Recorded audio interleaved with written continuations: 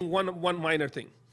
So there are two ways for you to think about when you run your business. In practice, how do you apply this? You say, okay, I get it now. I want to, create profits. So there are two ways to apply this. And if you apply it one way, you'll be less successful. If you apply it another way, you'll be more successful. So I want to tell you what the two different ways are. So let's say you say to yourself that, look, here are my expenses. I know what I'm going to spend this year. I know what the employees I have. I know my rent. I know a bit about my marketing. I know a bit about my sales, commission, right?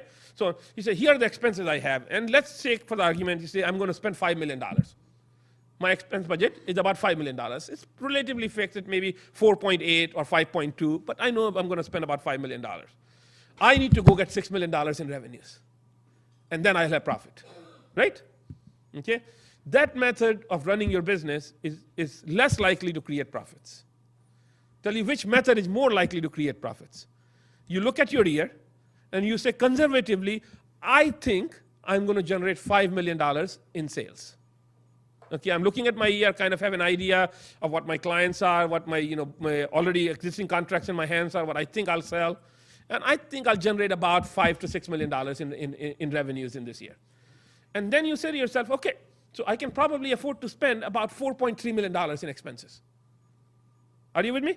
So then you budget your expenses according to what your revenues are going to be. When you see your revenues are going to hit not 5 but 5.5, you can release the expenses a little and say, I can afford to spend another $300,000 or $400,000. When you see your revenues are going to hit 6 because you're doing well, and you're constantly adjusting throughout the year. So you start at the low end, you budget your expenses so that you can make a small margin of profit. And early on, it's a small margin of profit. As you get more mature, you may ask, so in the beginning, a 5% margin may be fine for you. Later on, you might want a 10% margin, then you might want a 15% margin. So you decide in your mind what profit you want to make. Okay? And then you budget your expenses to that number. So if your revenue is estimated to be $5 million and you want to make 10% profit, you can afford to spend